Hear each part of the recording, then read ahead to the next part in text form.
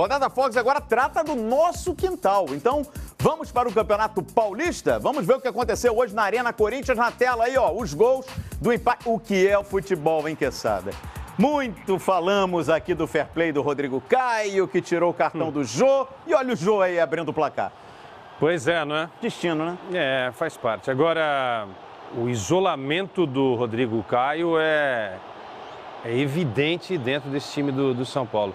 Lamentavelmente, essa tem sido a postura de bastidores dos jogadores do Tricolor. Inclusive, o Rodrigo Bueno contando algumas coisas em off, vai contar já pra gente, não é? De até olharem meio que atravessado para o Rodrigo Caio em relação ao comportamento dele no primeiro duelo. Bem, o Jô é o rei dos clássicos, né? Por falar em clássicos, ele vem fazendo gols em todos os clássicos.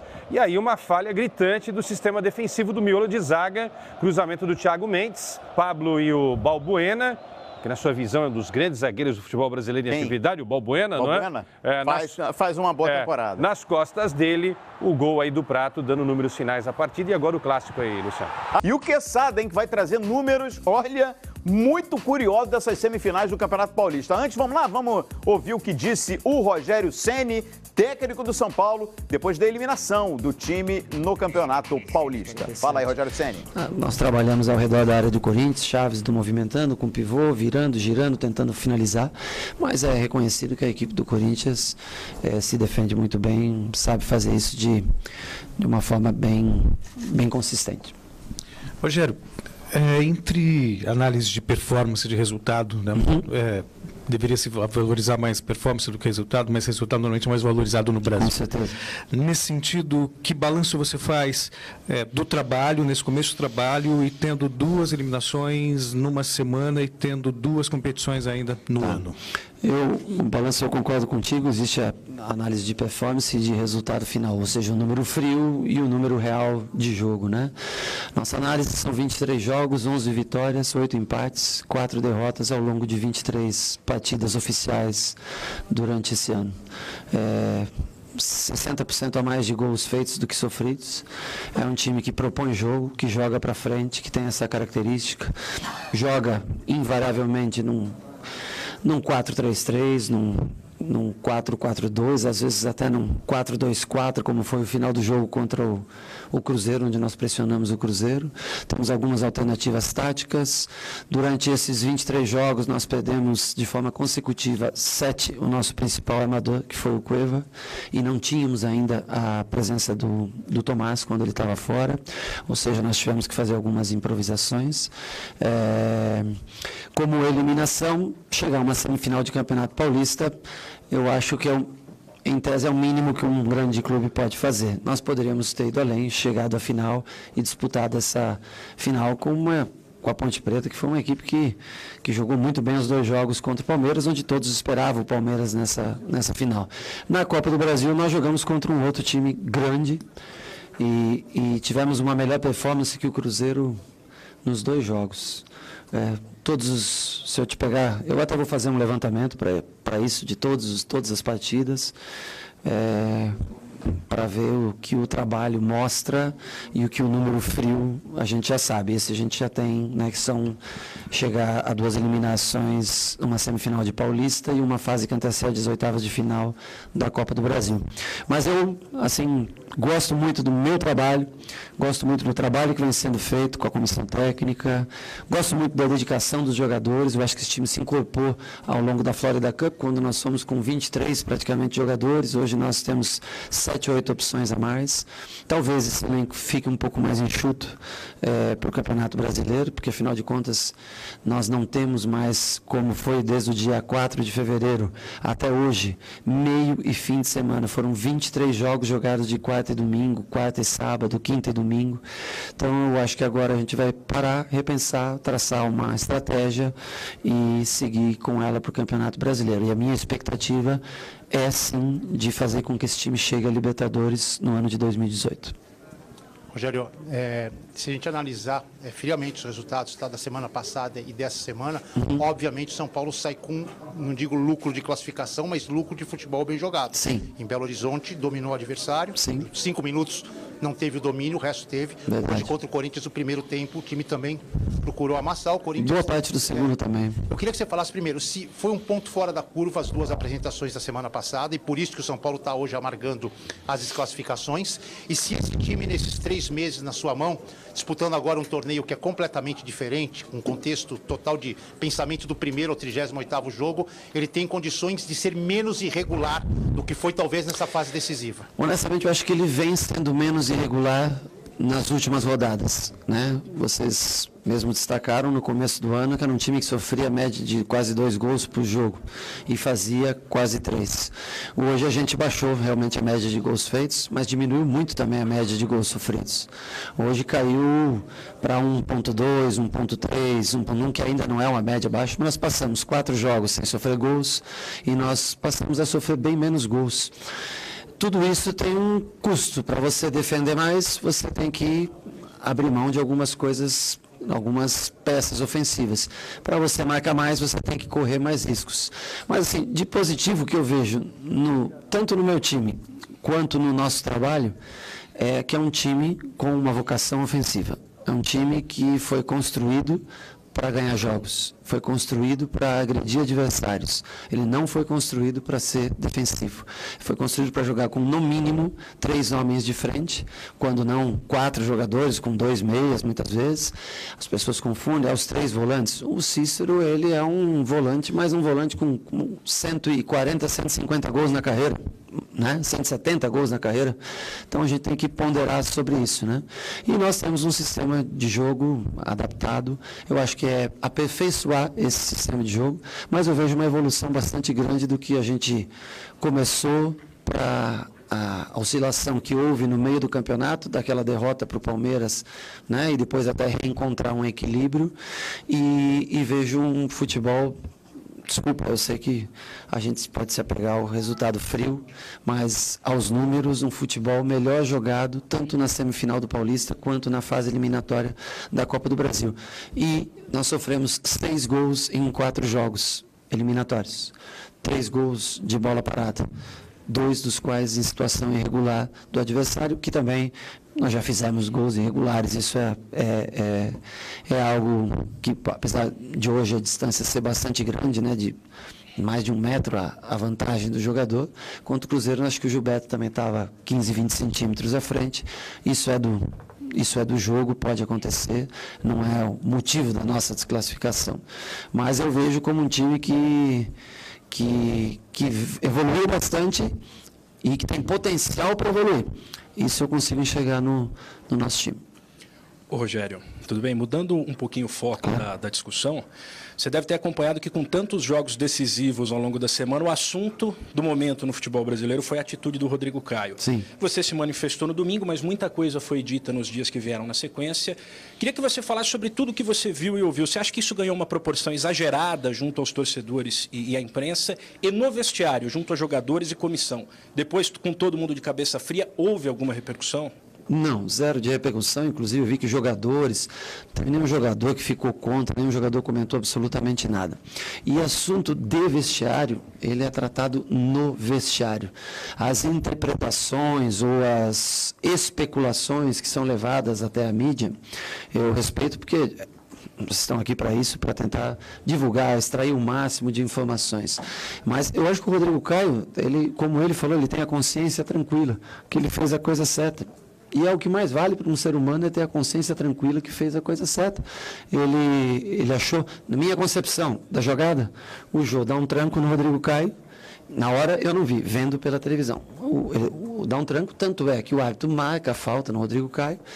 E o Rodrigo Caio só pisa no Renan pelo tranco que ele sofre do Jô. O árbitro achou passível o lance de cartão amarelo. O Rodrigo discordou do árbitro, foi lá, disse para o árbitro que não. Ponto final, o menino tem a consciência tranquila, ele é um ótimo menino, um menino de muito bom caráter, mas não acho que muda o caráter dele aquele cartão amarelo.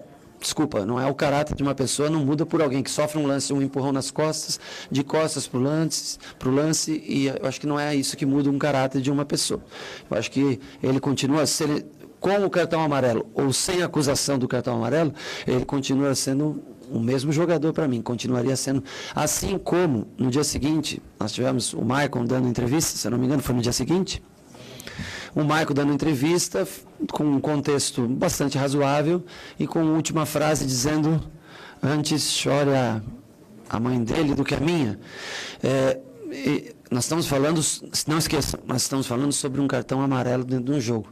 Não tentem tratar isso como uma conotação criminal, como se alguém tivesse feito um assassinato, cometido um assassinato sobre uma pessoa, feito uma defesa pessoal e matado alguém. Então, por gentileza, a declaração dele que seja tratada no âmbito em que a coisa aconteceu. Nós estamos falando dentro de um cartão amarelo.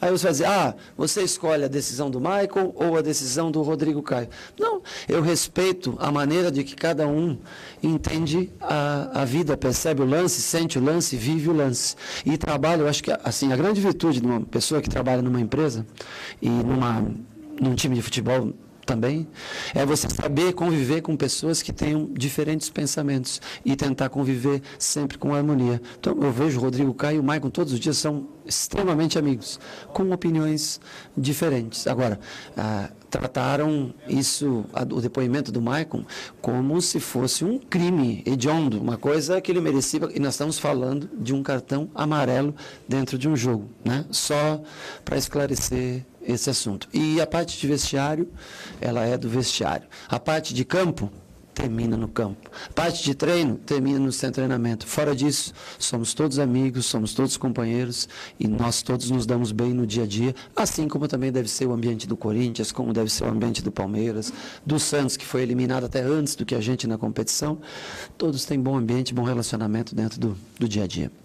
É verdade, Rogério, que você, naquele momento, no jogo no Morumbi, no intervalo, não gostou da atitude do Rodrigo Caio, falando só de jogo de futebol e não de caráter de pessoa? Honestamente, eu não vi o lance no momento quente, o porquê que o árbitro deu o cartão e nem o porquê que ele tirou o cartão.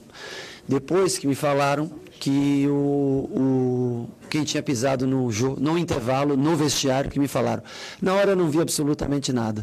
E para mim, eu acho que do jogo, o árbitro está ali para ele está vendo. Às vezes acontece um gol impedido, o árbitro está ali, o bandeira está ali para dar um impedimento.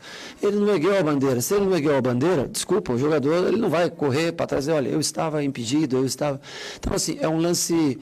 existe uma linha muito tênue entre o fair play e ser uma pessoa, como vocês, eu não sei, fugiu a palavra que eu... Inocente? Não, que inocente, não tem nada de inocência nisso, não. Isso foi muito mais puro do que inocente. Mas... Competitivo? Não. Não, ingênuo também não. Não tem ninguém ingênuo no futebol, não há ninguém ingênuo. O Rodrigo foi honesto, foi bacana, a atitude dele foi legal. Mas existe uma linha muito tênue entre o fair play e a pessoa querer ganhar proveito de notícia, de tirar proveito da notícia sobre relação a esse fato. Se falou muito mais disso durante a semana do que tantas coisas ruins que aconteceram. Essa foi a boa, né? E tantas coisas, tantos momentos nós passamos no Mineirão, por exemplo, que não houve fair play e passou batido. Ninguém falou absolutamente nada. Então, assim, mas eu acho que assim, adoro o Rodrigo, adoro o Maicon, acho que são dois jogadores acima da média, e cada um tem um modo de pensar, um modo de agir, e a gente não tem que crucificar, muito pelo contrário. Não aconteceu nada demais. O cartão amarelo, ele achou que não era merecido, foi lá, falou para o árbitro. A gente tem que parabenizar a atitude dele. O Maicon falou que não faria o mesmo dentro do calor do jogo, talvez ele não... Primeiro porque ele nem tinha visto, e ao menos um empurrão pelas costas, você não sabe nem de onde veio, nem da forma que veio. Então, a gente tem que saber conviver com diferentes tipos de opinião. Claro que pode. Hoje teve fair play? Não vejo nenhum lance assim. Eu acho que o impedimento a gente não pode... Como é que o jogador que fez o gol vai saber se ele estava impedido ou não, né? E depois que você marca o gol, você não pode voltar do intervalo e dizer, olha, o gol foi impedido, a gente não pode usar as câmeras de TV. Então, eu acho que isso não é falta de fair play. Eu acho que isso foi um erro de arbitragem e que também está sujeito a acontecer. Então, eu não vi falta de fair play da equipe do Corinthians para com... Não, nos atritos, o que é do jogo, gente, é o que eu falo para você.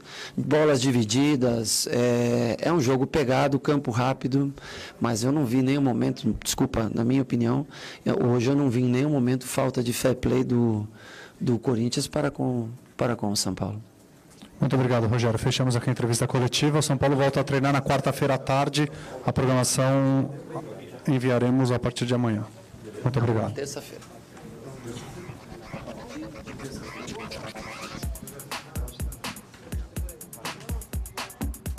Tá aí a entrevista coletiva do Rogério Ceni. Agora fiquei na dúvida se a representação é quarta ou terça. Que depois ali parece que o Rogério falou terça. O Rogério soprou terça. Deixa eu começar pelo Savoia. Savoia acompanhou de perto aí esse clássico. Savoia, primeiro essa frase aí, que tá na nossa legenda aqui, no nosso lettering. Tô lendo aqui. Não se muda o caráter em um lance. Rogério Ceni se referindo ao fair play do Rodrigo Caio. Bom, eu tenho uma opinião sobre isso. Eu acho que caráter não se muda com nada. E depois que ele está formado, ou é bom ou ele é ruim. Né? E nenhum gesto vai mudar o caráter. Enfim, agora, quero a sua análise. O que você extrai dessa entrevista coletiva do Rogério Ceni? E se o Rogério Ceni está realmente correto quando diz que o São Paulo foi superior ao Cruzeiro, especialmente nos confrontos da Copa do Brasil? Eu te pergunto isso, que o São Paulo agora vai estrear no Brasileirão justamente contra esse adversário lá em Belo Horizonte, Savoia. Olha, o que a gente percebe é que o Rogério Ceni é um grande orador, né? Ele tem o dom da palavra, ele sabe se comunicar e até é persuasivo. Mas depende daquela história da garrafa, né? Meia garrafa de vinho, o otimista acha que, ainda temos meia garrafa. E o pessimista, só temos meia garrafa. Ele está olhando ao lado dele, né? Ele não está olhando o resultado. Eu acho que o trabalho do Rogério Ceni vai surtir bons frutos, mas com o tempo, falta um pouco de equilíbrio ao time do São Paulo. Eu acho legal essa ideia de montar um time ofensivo, de atacar, de querer ganhar jogos, de priorizar o ataque em detrimento à defesa. Se bem que o que vale é o conjunto, né? É o equilíbrio. Você tem que saber se defender e saber atacar. Com relação ao que você me perguntou sobre caráter, eu concordo com você. Caráter ou você tem ou você não tem. Vem com a formação de berço, educação, né? Valores, exemplos. Então, eu acho que ele deu um exemplo de ser verdadeiro. Aquela história de ganhar a todo custo, né? Para mim não serve. Né? Eu não tiro vantagem de nada, nunca tirei vantagem de nada de uma forma incorreta, eu acho errado. Eu aprendi isso com a minha família, meu pai e minha mãe, e tento passar isso, e acho até que passei, para o meu filho. Então, o que é seu, a verdade é a verdade, não pode mentir nunca, mesmo que você seja prejudicado.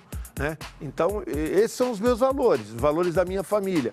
E eu acredito que esses são os valores também da família do Rodrigo Caio. Por isso que ele se sentiu mal. Acho que foi uma coisa assim, talvez ele não repetisse, ou talvez até repetisse, não sei o que ele sofreu, né? Mas quando o Rogério Ceni disse que é vestiário, e quando ele disse que um pensa de uma forma e outro pensa de outra forma, que isso faz parte, que ninguém é obrigado a pensar da mesma forma, isso me induz a pensar que houve mesmo algum tipo de retaliação no vestiário.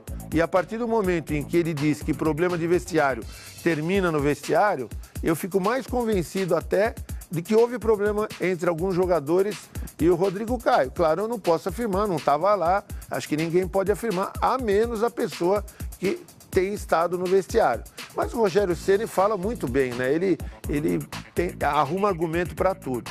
Agora, pergunta para o torcedor do São Paulo se ele prefere os números que valem ou os números que não valem. Eu tenho certeza que o torcedor do São Paulo preferiria não ter números tão positivos assim, fora naquela tabelinha do lado A do Rogério Ceni, mas tivesse classificado, fosse disputar o título, fosse disputar, seguir na Copa do Brasil. É um tal negócio, ele está defendendo o lado dele. Ah, com certeza. Aliás, Quesada disse aqui, o Quesada levantou números aqui, estava pesquisando, números interessantíssimos, que retrata e ilustra muito bem isso que a gente está falando, hein, Quesada? E você também fez uma observação aqui, né? Ainda sobre esse episódio, a repercussão do fair play do Rodrigo Caio, enfim. O Rogério também cometeu um pequeno equívoco, porque a entrevista do Maicon não foi depois da partida, foi um dia depois do clássico. Um dia, 2 dias então depois. não tinha o calor do jogo. A cabeça já estava casa, fria, né? Já tinha visto a família dele, dormiu no travesseiro na cama dele. Enfim, mais de 24 horas após o jogo, ele Luciano, deu aquela declaração. O Rogério, nesse momento, é o bombeiro também, Claro. né? Porque, claro, ele é o comandante da equipe, então ele precisa apaziguar os ânimos e não vai trazer mais problemas do que aqueles que ele tem nesse momento para montar um time mais equilibrado, algo que ele não conseguiu fazer com o São Paulo até aqui. Até porque no placar agregado, apesar de todo esse discurso otimista do Rogério, o São Paulo tomou de 3-1 do Corinthians e tomou de 3-2 do Cruzeiro. Nos dois jogos. Nos dois jogos agregados. Perfeito. Né? Então, há uma evolução? Eu, sinceramente, não vi. Do ponto de vista de equilíbrio, não. Você pode criticar Rogério por todos os motivos, menos pelo motivo de querer fazer esse time ser ofensivo. A gente toda hora cobra que os treinadores são retranqueiros, jogam com 11 lá atrás, mais o presidente, se puder colocar a mãe do presidente, coloca também, coloca o vice-presidente e tal. O Rogério é o contrário, às vezes ele é até meio kamikaze, né? Ele vai pra cima... Eu vou cometer um exagero aqui, Quesada. No projeto Campeonato Brasileiro, você acha que no projeto Brasileirão, o Rogério Ceni já passou 50% para tornar esse time do São Paulo competitivo, ao ponto de, como disse o próprio Rogério Ceni, brigar por uma vaga na Libertadores de 2018? Bom, que tenha passado 50%. 55%? Perfeito. 60%? Não acho que seja o suficiente. Eu acho que ele tem uma ideia clara para jogar.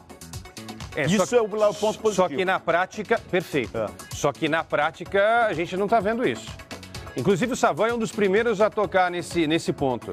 Para jogar nessa forma de você fazer a pressão muito alta e tal, você precisa ter um preparo físico que esse time do São Paulo ainda não tem. Não atingiu? Não atingiu.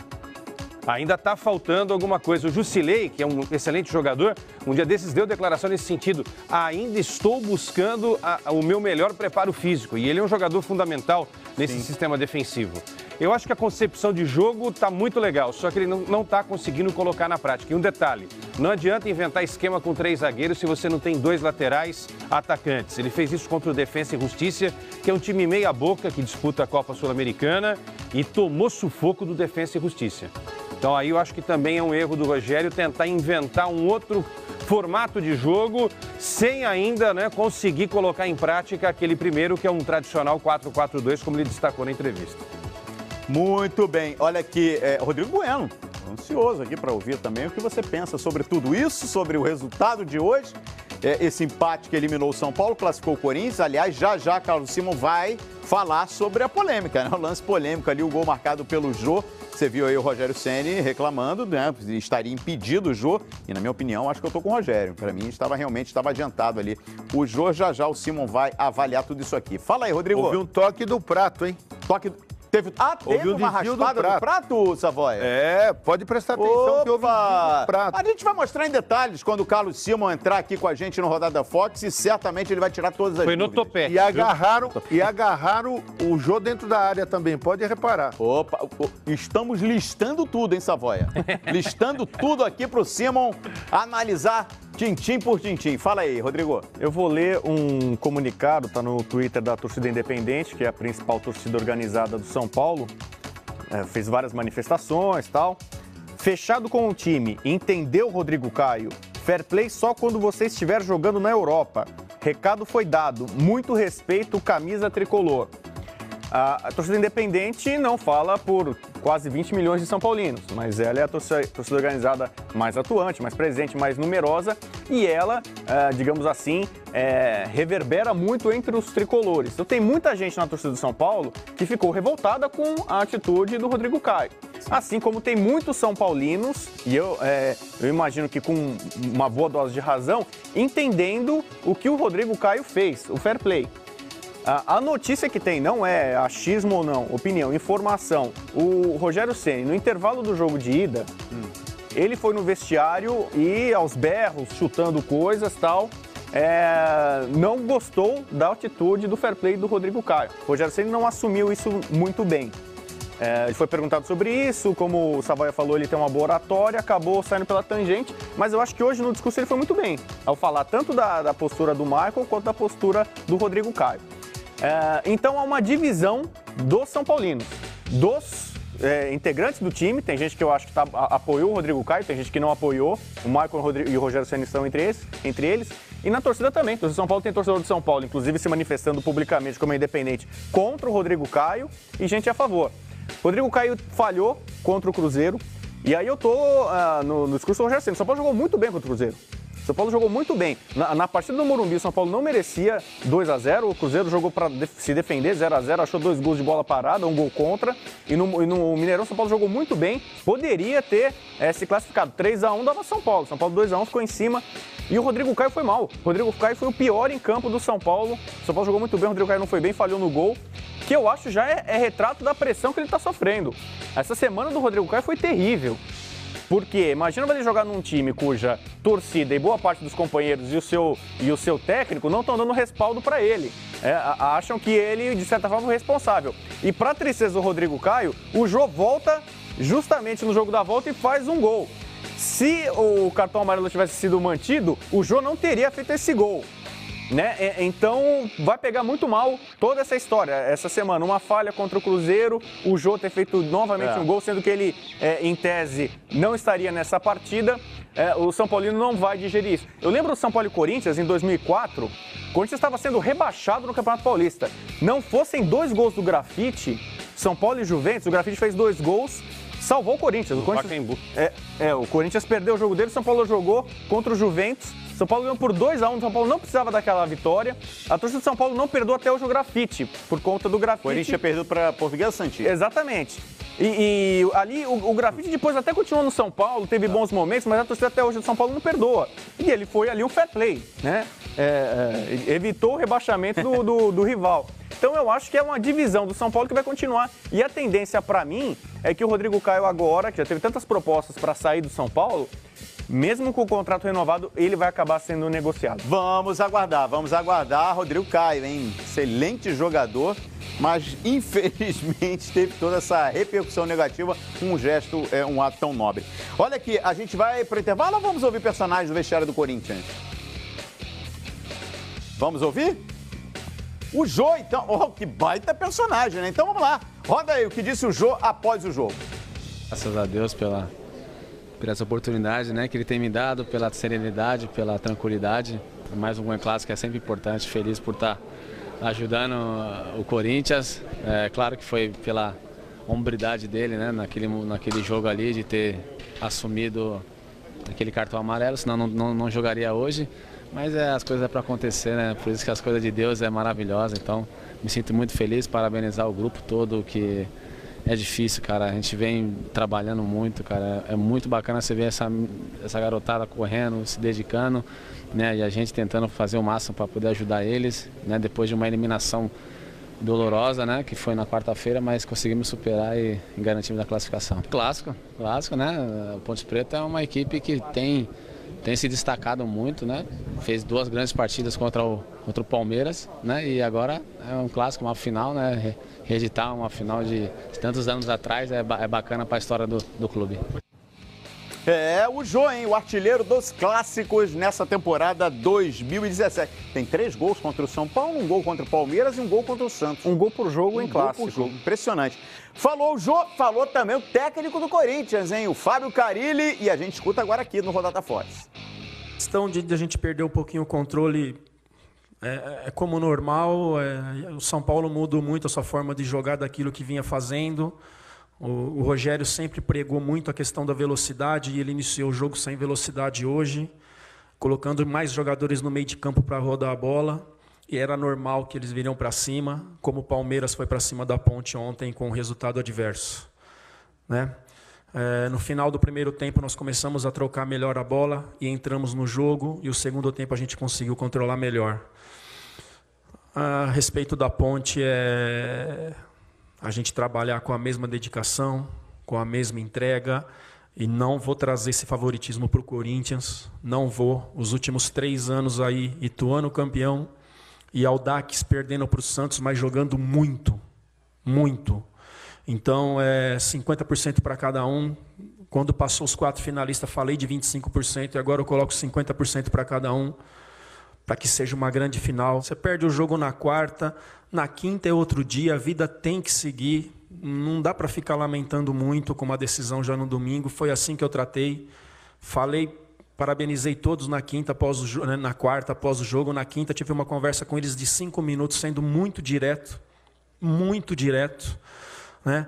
A questão aí que você levantou, 13 mata-mata dentro da arena, com 6 classificações e 7 desclassificações, mas muito pouco fala das classificações, né? É mais fácil para todos, assim, muitas vezes, falar do ruim do que aquilo que é bom. Porque talvez é mais marcante, foram na Libertadores, passamos pelo Fluminense, eu lembro ano passado aqui no mata-mata, e mais 6 jogos que tivemos, mas tratamos com muita naturalidade, como um aprendizado para tudo aquilo que vem ali na frente. Tá aí a palavra do técnico do Corinthians, Fábio Carille. O Corinthians, que nessa temporada, em 26 jogos, sofreu apenas 2 derrotas, hein? Tem 14 vitórias e 10 empates, já são 10 jogos sem perder. É claro que nesses 10 jogos tem eliminação na Copa do Brasil, mas tem a classificação para a decisão do Campeonato Paulista. São 6 empates e 4 vitórias nesses últimos 10 jogos. A gente vai para um rápido intervalo e na sequência, hein? Campeonato Estadual do Rio de Janeiro pede passagem.